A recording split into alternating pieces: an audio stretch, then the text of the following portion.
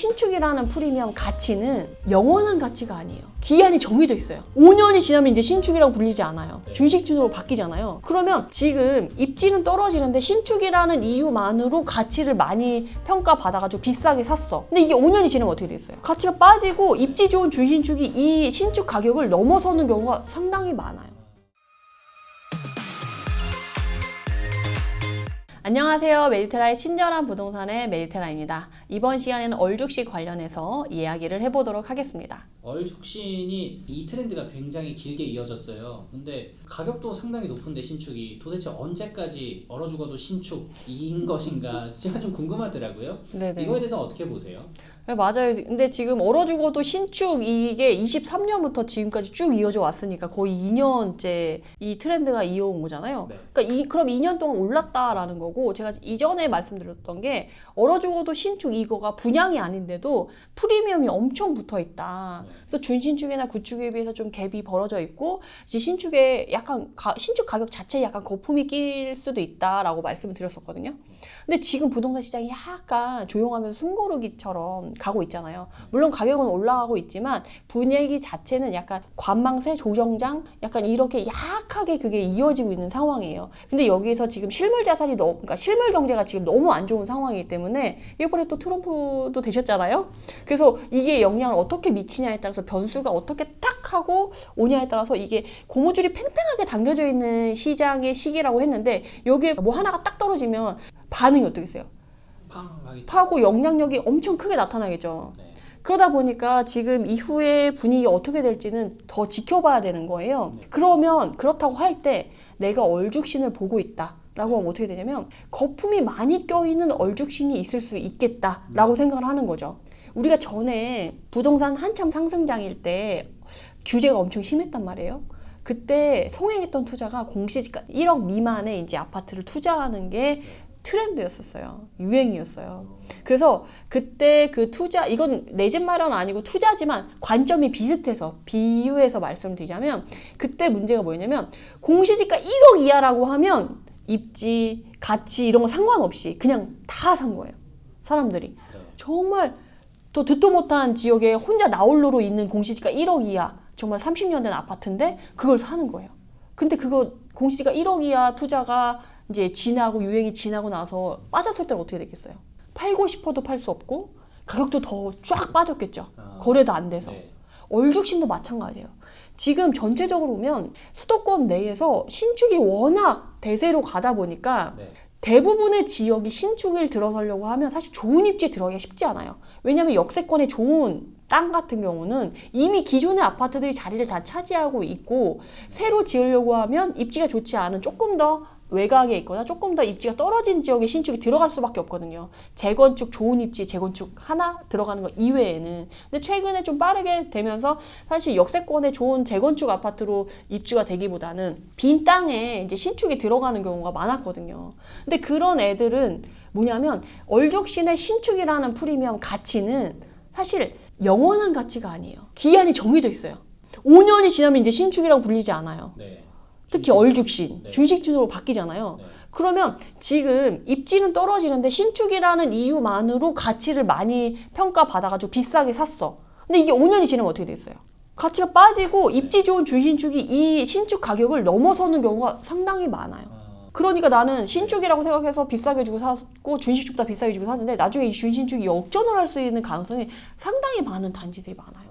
그래서 지금 얼죽신을 보시는 분들 중에 주의해야 될 건, 정말 핵심 지역에 좋은 가치를 가지고 좋은 입지까지 가지고 있는 데면 괜찮아요. 근데 신축이라고 해서 신축만 좋지 그 주변에 인프라도 하나도 없고 입지도 별로 좋지 않고 정말 멀리 나홀로 같이 떨어져 있고 교통수단도 엄청 불편한 이런 신축들이 꽤 요번에 많이 생겼어요. 근데 그런데 내가 신축이라는 이유만으로 들어갔다 라고 하면 이후에 그 가치가 이렇게 고무줄이 팽팽하게 당겨진 시기에 뭔가 변수가 딱 발생했을 때 거품이 빠지면 제일 먼저 빠질 수 있다는 거죠. 근데 이런 거잖아요. 신축을 지금 들어가면 이제 새 아파트 들어가는 거고, 지금 준신축 들어가면은 한 5년에서 10년 차 들어가는 건데, 신축만의 그 메리트들이 또 있잖아요. 깔끔한 환경, 뭐 커뮤니티 시설 이런 것들. 근데 나중에 그 아파트가 준신축이 됐을 때에는 지금 준신축인 아파트는 더 이제 나이를 먹게 되는데, 그런 측면에서 어떤 실거주 가치에 뭐 그런 건 없을까요?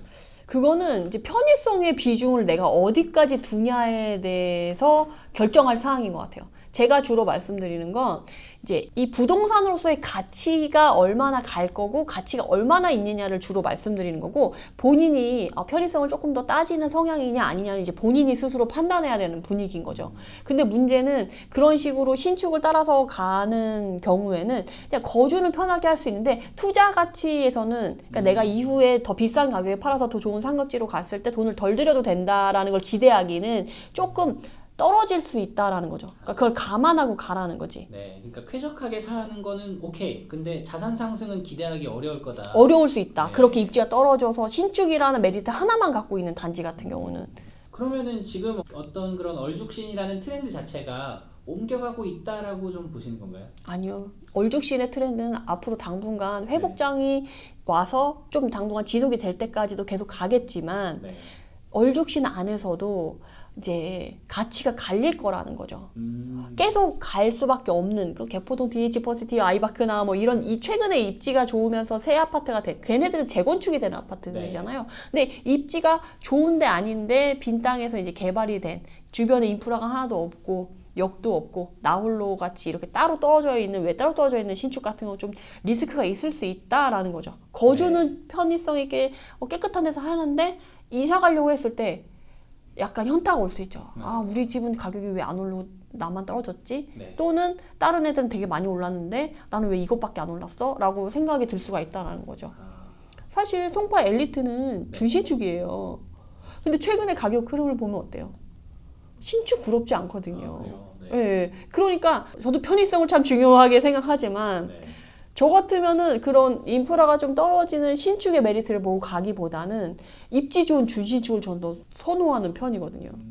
그 입지의 가치는 변함없고 시간이 갈수록 네. 정말 빛을 발하게 되거든요. 그래서 아까도 지난 시간에 부동산 시장의 흐름을 봤을 때도 준신축이 신축이랑 거의 흐름을 같이 가잖아요. 네. 걔네들은 입지가 좋은 준신축들이 같이 간 거예요. 그래서 사실 한강을 끼고 있는 위아래 강남 3구, 마용강 이런 애들도요. 지금 구축인 애들은 가격이 많이 안 오른 애들이 많아요. 막 마연 이런데 뭐 강남에 좋은 반포 이런 애들 전고점을 찍고 그거보다 더 높은 가격에 거래가 됐거든요. 네. 근데 그렇지 않은 애들은 구축은 이전 전고점을 가지도 못했고 전고점의 70-80%밖에 회복을 못한 애들이 많아요. 좋은 입지에 있더라도 연식이 좀 됐다는 이유만으로. 그래서 내가 그러면 연식이 좋은 애를 갈 거냐 아니면 지역을 조금 더 외곽으로 해서 신축으로 갈 거냐, 이거는 본인이 보고 있는 지역과 이제 성향에 따라서 고르셔야 되는 거죠. 그래서 제가 꼭 여러분들에게 주의하시라고 말씀드리고 싶은 건, 얼어죽어도 신축 트렌드가 조금 더 지속이 되고 이후에 공급 물량이 부족해질 거다라고 우려하는 2-3년, 향후 2-3년간까지 지속이 되는 건 맞아요. 근데 거기 안에서도 가치가 갈리고 거품이 많이 끼어 있을 수가 있어요. 5년이 지나면, 3년만 지나도 지금 1-2년 된 신축은 준신축급으로 넘어가게 되거든요. 그렇게 했을 때 거품이 확 빠질 수 있는 입지의 가치를 같이 갖고 있지 않은 신축인 경우에는 리스크가 있을 수 있으니까, 여러분들이 이 트렌드가 조금 소강되는 분위기고 식어가는 분위기다 그러면 그때 이사를 빨리 좀 고려하시는 것도 좋을 것 같아요. 그래서 얼죽신만 믿고 있다가 패망하실 수 있으니까 꼭 주의하시기 바랍니다. 입지가 굉장히 좋은 뭐 역세권 또는 이제 서울 출퇴근하기 좋은 이런 구축 아파트는 영 그런 흐름이 한번 오지는 않을까요? 아, 근데 좀 주의하셔야 될 게, 요새 젊은 2030들이 신축이나 이런 준신축이 너무 많이 올랐으니까 서울에 진입하고 싶으셔가지고 움직임이 없는 그런 구축 아파트로 이사를 하시는 분들의 수요가 꽤 생기고 있어요. 이제 차츰차츰. 네. 제가 얼마 전에도 누구누구를 만나고 누구누구를 만났는데, 자기 이번에 서울에 구축 아파트로 이사했어요 하시는 신혼부부라던가 이런 젊은 층이 좀 많더라고요. 네. 왜냐면 너무 비싸졌으니까 나중에 새 아파트 될 것들이 서울엔 너무 많잖아요. 네. 그래서 아예 가격이 움직이기 전에 싸게 그냥 몸택하고 기다린다라는 생각으로 들어가시는 분들도 꽤 되시더라고요. 네. 근데 문제는 이런 재건축 재개발이 진행되고 있는 애들이 지라도 지금 재건축 재개발 규제 완화를 하면서 활성화를 하면서 가격이 안 빠지고 거품이 끼어 있는 데가 되게 많아요. 네.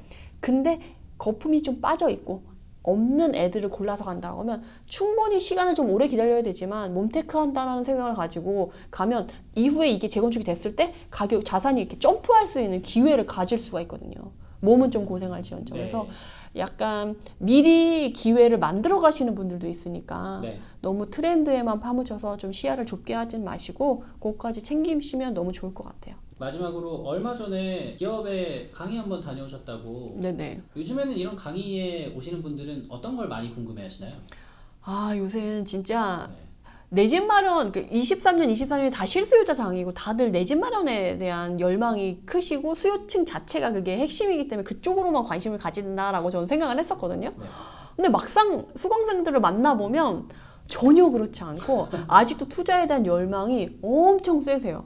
그래서 어쨌든 지금 수도권이 분위기 좋다라고 하지만 경기도 인천도 필요 없어. 약간 경기 인천보다 무조건 서울 하는 분위기가 좀 강하고 서울 안에서도 내가 내 집 마련을 고민할 때도 당장 내가 입주 못 하더라도 네. 돈이 부족하더라도 우선은 자산 가치가 오를 것 같고 집값이 오를 것 같은 데를 좀 알려달라. 이런 열망이 엄청 크시더라고요. 주로 질문하시는 게 그래서 뭐예요? 사실 언제나 상관없어요. 그런 수강생분들은 개인적으로 오셔서 자기야 여기 고민하고 있는데 여기 괜찮겠냐, 여기 오를 거 아니야 이런 네. 네, 자문을 구하시는 분들이 많으시죠. 그래서 아직까지도 그 열망이 네. 정말 꾸준히 이어져 오고 있다라는 생각이 들어요. 네. 그럼 말 나온 김에 저희 또 이제 특강 소개 한번 하고 마무리하겠습니다. 저희가 어떻게 사야 되는가, 여기 사도 괜찮은가 이런 거를 많이 궁금해하시는 분들을 위해서 특강을 준비했죠. 네네. 지금 시기에 아파트 잘 사는 법에 대해서 알려드리고 제가 실제로 내 집 마련하시는 분들의 마음에 빙이 돼서 나라면 이렇게 내 집 마련할 집을 고르겠다라는 거를 준비를 했어요. 그래서 용인시 수지구를 예를 들어가지고 그 지역에 접목했을 때 나라면 이렇게 보겠다라는 거를 이제 흐름을 보실 수 있게 준비를 했거든요. 그래서 뭐 이론적인 얘기 싹 빼고 현실적으로 내 집 마련할 때 지금 시기에 꼭 확인해야 될 데이터 거기서 해석해서 어떻게 적용해야 되는지를 아주 상세하게 담아놨으니까 내 집 마련 고민하시는 분들은 한번 보시면 많은 도움이 되실 것 같습니다. 혹시 이 강의에 관심이 있으신 분들은 고정 댓글에 설명란을 보시면 도움이 되실 것 같습니다. 그리고 특강 말고 저희가 연말이니까 또 내년을 대비하는 마음으로 연말 세미나도 준비를 하고 있습니다. 12월 20일 금요일에 저희가 흑백머니쇼라는 세미나를 개최하는데요. 여기서 어떤 내용 말씀해 주실 예정인가요? 지금 부동산 시장이 조금 되게 애매하잖아요. 시장도 팔랑팔랑하면서 상승과 하락을 왔다 갔다 하고 그리고 한 23년부터 24년까지 쭉 그래도 가격이 좀 올랐다라고 생각하는데 여기 안에서 그러면 덜 오른 아파트, 아직 가치가 남아있는 아파트 그리고 지금 앞으로 리스크가 있다라고 한다면 덜 빠질 안정적인 아파트는 어떻게 고르냐에 대한 고민이 많으실 것 같아요. 그래서 이것에 대한 해답을 찾아가는 시간이 될 것 같습니다. 마치 부동산계의 진리 아닙니까? 더 오르고 덜 빠질 아파트 고르는 법. 그렇죠. 모든 사람들이 원하는 거죠. 근데 네. 그게 딱 정해져 있어요. 사실 돈이 문제지. 네. 근데 그 돈 안에서도 내가 가지고 있는 자산 안에서도 고르는 방법이 중요해요. 네. 솔직히 돈이 많다고 하면 그냥 진짜 제일 좋은 아파트를 사면 되는데 그게 안 되니까. 그러면 그게 안 되는 사람들이 본인 자산 상황에 맞춰서 고를 수 있는 방법을 아는 게 중요하기 때문에 그런 시간을 갖게 될 것 같습니다. 그러면 오늘 영상은 여기까지 하도록 하고요. 앞으로 많은 관심 가져주시고 구독과 좋아요로 응원해 주시면 너무 감사하겠습니다. 그럼 다음 시간에 뵙도록 하겠습니다. 감사합니다.